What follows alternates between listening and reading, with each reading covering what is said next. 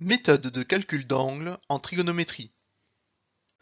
On se donne un triangle rectangle dans lequel on connaît deux longueurs, la longueur PL et la longueur PM, et on cherche la mesure de l'angle PLM de ce triangle rectangle.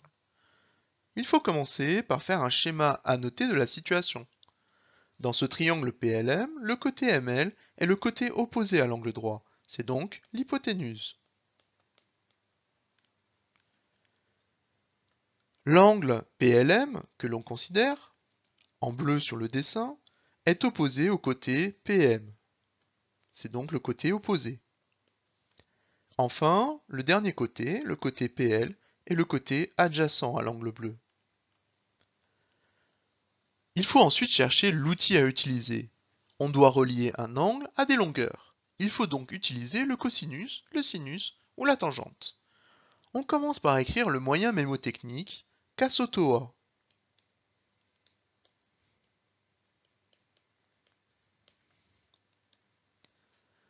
On connaît le côté adjacent à l'angle, c'est-à-dire les A. On connaît aussi le côté opposé à l'angle, donc les O.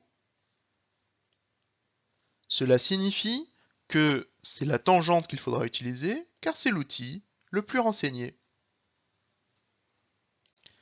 On rédige alors PLM est rectangle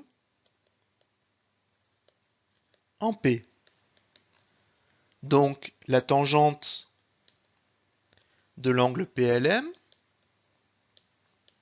est égale à la longueur du côté opposé, PM, sur la longueur du côté adjacent, c'est-à-dire PL.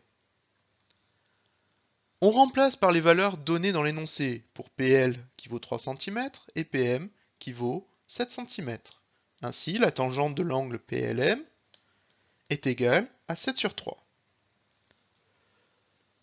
Ce que l'on cherche, c'est la valeur de l'angle, pas sa tangente. Il faudrait supprimer la tangente à gauche. Cependant, cela ne peut se faire qu'à condition de modifier aussi le membre de droite, en utilisant l'outil arc-tangente ou tangente exposant -1, comme sur la calculatrice. Ainsi, on obtient que la mesure de l'angle PLM est d'environ 67 degrés.